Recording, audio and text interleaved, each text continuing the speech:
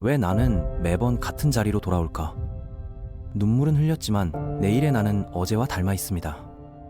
그때 성경이 제게 가르쳐 준 건 이것이었어요. 회개는 내가 달라지려는 노력이 아니라 하나님이 얼마나 선하신지를 믿는 데서 시작된다는 것.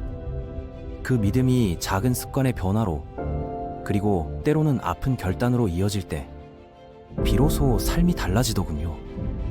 오늘 그 과정을 누구나 따라할 수 있게 정리했습니다. 당신의 삶에도 시작될 수 있습니다. 지금 여기서 하나님이 기뻐하시는 회개 함께 배워가 보도록 하겠습니다.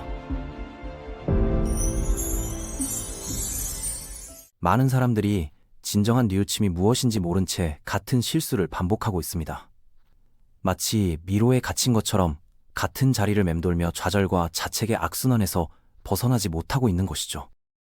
오늘은 성경이 알려주는 진정한 회개의 비밀에 대해 이야기해 보겠습니다. 이 원리들을 이해하게 되면 여러분의 삶에 실질적이고 지속적인 변화가 일어날 것입니다. 먼저 회개라는 단어의 참된 의미부터 살펴보겠습니다. 회개는 단순히 잘못했다고 인정하는 것이 아닙니다. 이는 마음의 방향을 완전히 바꾸는 것을 의미하죠. 마치 반대 방향으로 걷고 있다가 갑자기 돌아서서 올바른 길로 향하는 것과 같습니다. 죄악된 길에서 하나님을 향한 길로 방향을 완전히 전환하는 것이 바로 진정한 회개의 본질입니다. 그런데 많은 사람들이 회개를 단순한 감정적 반응이나 일시적인 후회 정도로 오해하고 있습니다. 이런 잘못된 이해 때문에 진정한 변화를 경험하지 못하고 있는 것입니다. 그렇다면 어떻게 해야 올바른 방식으로 회개할 수 있을까요? 많은 사람들이 잘못된 방법으로 접근하고 있습니다. 죄책감에 시달리다가 다시는 그런 짓을 하지 않겠다고 다짐합니다. 잠시 노력해보지만 결국 다시 같은 실수를 반복하는 악순환에 빠지곤 하죠. 이런 패턴에서 벗어나려면 성경적인 회개의 원리를 정확히 이해하고 실천해야 합니다.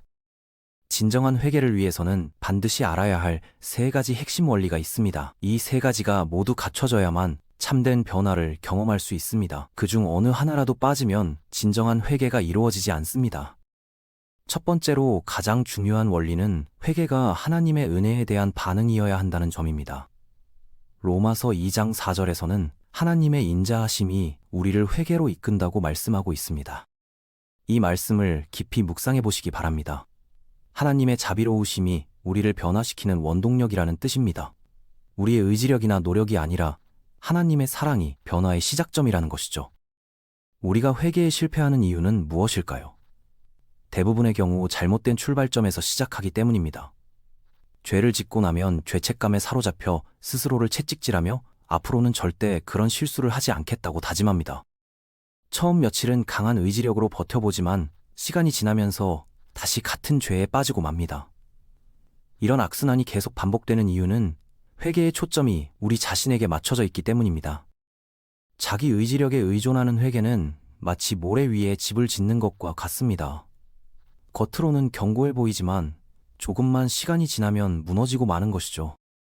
올바른 회개는 우리의 의지력이 아니라 하나님의 자비로우심에서 시작되어야 합니다. 이 진리를 성급하게 넘어가지 마시기 바랍니다. 하나님은 정말로 자비로우신 분이십니다. 우리는 심판을 받아 마땅한 죄인들이지만 하나님께서는 독생자 예수님을 이 땅에 보내셔서 우리의 죄값을 대신 치르게 하셨습니다. 이것이 바로 복음의 핵심이며 참된 회개의 기초입니다.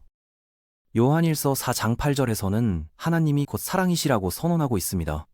진정한 사랑의 특징 중 하나는 사랑받는 사람이 필요로 하는 모든 것을 기꺼이 공급해주는 것입니다. 누군가가 보호받기를 원하면 사랑하는 사람은 그를 지켜줄 것이고, 누군가가 음식이나 위로, 격려를 필요로 하면 사랑하는 사람은 그 필요를 채워줄 것입니다. 하나님이 사랑 자체이시기 때문에 당신이 필요로 하는 모든 것을 기꺼이 공급해 주십니다. 이것은 단순한 종교적 언어가 아니라 우리가 경험할 수 있는 실제적인 현실입니다. 지혜가 필요하십니까? 야고보서 1장 5절은 하나님께서 당신에게 지혜를 주시기를 원하신다고 약속합니다. 마음의 평안이 필요하십니까? 빌립보서 4장 6절부터 7절은 평강으로 가는 하나님의 청사진을 제시해 줍니다. 그런데 당신에게 가장 절실하게 필요한 것은 무엇입니까? 바로 지옥으로부터의 구원과 그에 따른 모든 축복입니다. 이것이야말로 우리가 가장 간절히 필요로 하는 것이죠. 로마서 8장 32절부터 32절에서 바울은 이렇게 선언합니다. 그러면 이 일에 대하여 우리가 무엇이라 하리요? 만일 하나님이 우리를 위하시면 누가 우리를 대적하리요? 자기 아들을 아끼지 아니하시고 우리 모든 사람을 위하여 내주신 이가 어찌 그 아들과 함께 모든 것을 우리에게 주지 아니하시겠느냐? 이 말씀을 깊이 묵상해 보시기 바랍니다. 생각해 보시기 바랍니다. 하나님께서 우리에게 예수님을 주셨을 때 그분이 가지신 모든 것을 함께 주셨습니다. 회개에 관한 한 올바른 출발점에서 시작해야 합니다. 그 출발점은 내가 더 나아져야 한다는 자기 의지가 아니라 하나님의 자비하심과 우리를 향한 그분의 사랑에 대한 응답이어야 합니다. 이것이 지속 가능한 변화의 비밀입니다. 당신이 얼마나 복된 존재인지 말씀드리고 싶습니다. 우리에게 필요한 모든 것을 소유하실 뿐만 아니라 그 필요를 채워주실 무한한 자비를 품으신 전능하신 하나님께서 우리와 함께 계시기 때문입니다. 여기서 주목해야 할 부분은 회개에 합당한 일을 하라는 표현입니다. 때로는 실수를 저지르고 나서 기분이 나쁘고 무엇이 잘못되었는지 생각해보지만 실제 습관이나 행동에는 아무런 변화가 나타나지 않는 경우가 있습니다. 세례 요한도 믿는 사람들에게 회개에 합당한 열매를 맺으라고 당부했습니다. 진정한 회개라면 반드시 외적으로 드러나는 변화의 증거가 있어야 한다는 것입니다. 예를 들어 새로 심은 나무를 상상해 보시기 바랍니다. 이 나무가 죄에 대한 회개를 상징한다고 가정해 보겠습니다. 질문은 이것입니다. 이 나무에 회개가 진실되다는 것을 보여주는 열매가 달려 있을까요? 나무의 생명력은 열매를 통해 확인할 수 있듯이 회개의 진정성도 구체적인 행동의 변화를 통해 확인할 수 있습니다. 감정이나 다짐만으로는 충분하지 않습니다. 구체적인 예를 들어보겠습니다. 스마트폰에서 보지 말아야 할 것들을 본다고 가정해 보시기 바랍니다. 그런 일이 다시 발생하지 않도록 하기 위해 어떤 구체적인 조치를 취했습니까? 유혹을 일으키는 요인들을 파악하고 최소화하려고 노력하고 있습니까? 건전한 경계선들을 설정하고 있습니까? 아니면 당신을 도와줄 수 있는 신뢰할 만한 사람에게 죄를 고백했습니까? 하나님께서 보시기에 이 사람이 진정으로 변화하려고 노력하고 있다고 생각하실 만한 증거가 있습니까? 아니면 회개라는 것이 그저 말과 감정으로만 그치고 있습니까? 단순히 나쁜 감정을 느끼는 것만으로는 충분하지 않습니다. 그런 나쁜 감정은 곧 사라지고 다시 죄의 길로 돌아가게 될 것입니다. 진정한 회개에는 구체적이고 실천 가능한 행동 계획이 필요합니다. 열매가 없다면 그것은 진정한 회개가 아닙니다. 참된 회개에는 우리를 하나님께 더 가까이 이끌어줄 구체적인 행동이 포함되어야 합니다. 더 많이 기도하거나 성경을 더 읽거나 성도들과의 교제를 늘리는 것일 수도 있습니다. 사람마다 다르게 나타날 수 있지만 죄에 대해서는 분명한 전투 계획이 있어야 합니다. 아무것도 하지 않으면 아무것도 달라지지 않습니다. 이것은 변화의 철칙입니다. 회개의 열매는 우리의 진정성을 보여주는 증거이자 지속적인 변화를 위한 필수 요소입니다.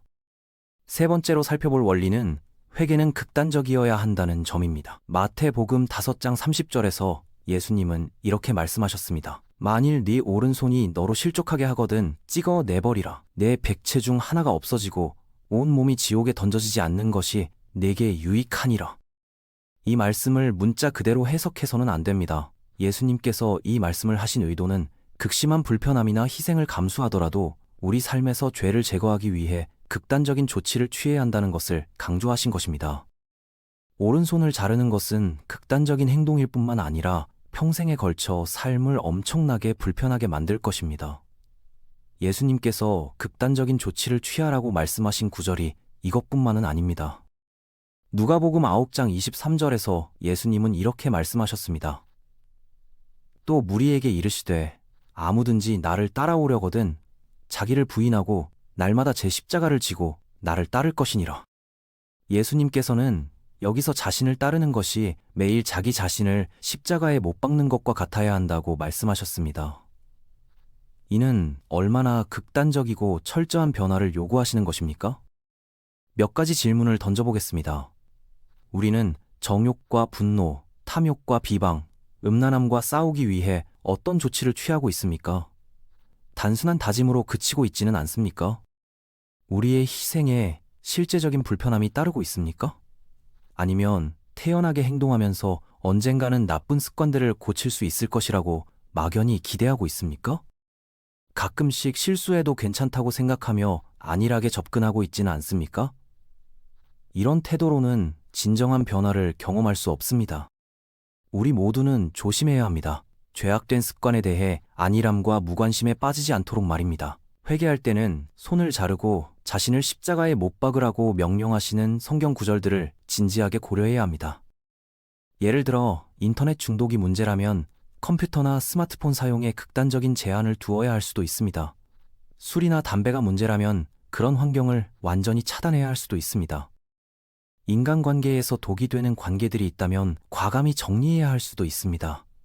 이런 조치들이 불편하고 어려울 수 있지만 진정한 변화를 위해서는 필요한 희생입니다. 죄에서 돌이켜 하나님께로 돌아가야 할 때가 왔다면 회개에 대한 이 세 가지 중요한 원리를 기억하시기 바랍니다. 회개는 하나님의 자비에 대한 응답이어야 하고, 회개는 반드시 열매를 맺어야 하며, 회개는 극단적이어야 합니다.